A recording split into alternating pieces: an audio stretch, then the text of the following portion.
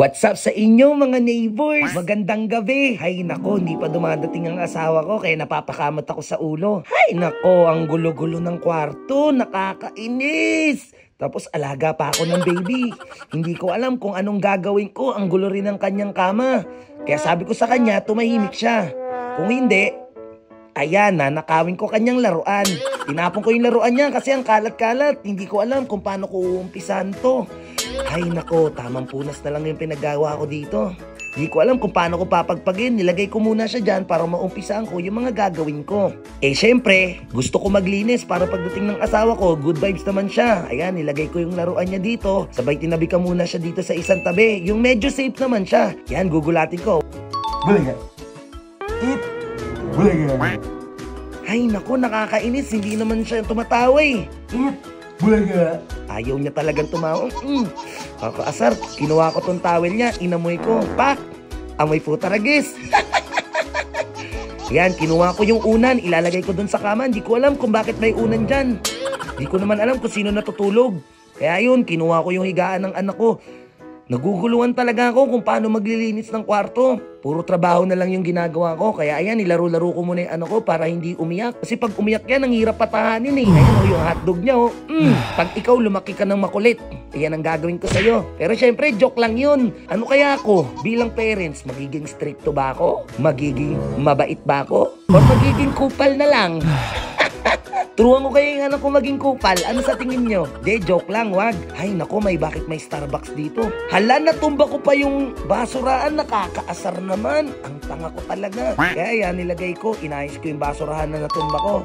Nilagay ko yan dyan. Sabay sarado ng pintuan. Hanap ako ng gagawin.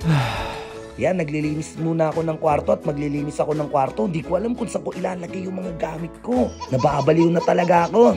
Ay, nako. O yan, gusto nyo ng perero? Sa'yo na... Ala, kinuha nung nagbibideo yung perero. Ano ka, sinuswerte? Perero ko yan eh. Pero ito, sa mga mag-share na itong video na to, mamimili ako ng tag-isa na mananalo ng earpads. Kasi hindi ko naman ginagamit yan eh. Di rin naman ako nag-earpads. Sana yung anak ko sa ingay. Kaya... kahit ano na lang, kapag nagla-live na ako, sumisigaw ako eh. Hindi naman nagigising yung anak ko. Baby pa lang kasi siya, sinanay ko ng maingay. O, di ba?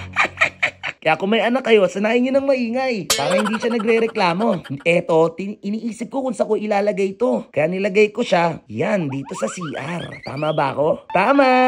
Ayan, maayos na. Nakangiti na ako, pero deep inside, ang tagal ng asawa ko, umuwi ka na. Kasi napipikon na ako, kaya diretso ako dito sa kama para ayusin tong kumot. Lagi kasi namin ito nagugulo eh. Lagi kasi may epicenter sa kama. Sabay-tabi lang sa baby. Oh, huwag kayong mag-isip ng kung ano-ano ha. Magulo lang talaga kami. Ayan, tamang ligpit lang ako.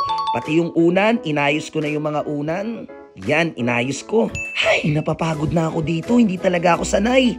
Kasi ako trabaho eh. Kinuha ko yung gatas ng anak ko. Tinitignan ko kasi gusto ko lasahan kung ano ba lasa ng gatas ng anak ko. Di pala masarap. Bakit ganun yung lasa ng mga gatas ng baby? Di masarap. Bear brand na lang kaya painumin ko kaya nido. Ano sa tingin nyo? Ay, naguguluhan ako. Hala, ano tong nakita ko? Ba't may ganito? Kaya nilagay ko muna yung gatas ng anak ko sa isang tabi para makapag-asikaso ako. Ay nako, di ko na talaga alam gagawin ko, naguguluhan na ako. Bakit dito may kalan? Kalan ba tawag dito? Ang tanga ko, hindi ko alam talaga. Ay nako, kaya ngayon, pinuntahan ko anak ko para kamustahin. Nilaro-laro ko siya. Ayan, kinuha ko na yung anak ko. Kasi gusto ko nang patulugin dahil anong oras na rin. Ayan, kinuha ko yung anak ko para patulugin ko na siya. Hehelehin ko na. Aamoy-amoyin ko muna. Ang sarap kasi amoy-amoy ng mga baby talaga eh. Parang yung hininga nila, hininga ko. Pero paglaki na niyan, ang baho na ng hininga niyan. Kaya sulitin na natin. Kaya yung may mga anak dyan, amoy-amoy nyo na lagi yung anak ninyo. Ayun o, nag-hype pa siya. Kasi... matulog ka na. Anong oras na? Akong mag-aalaga sa'yo. Gusto mo ng dede? Kukunin ko rin pala yung gatas niya para uminom na siya. Ngayon, titignan natin kung uiinom siya.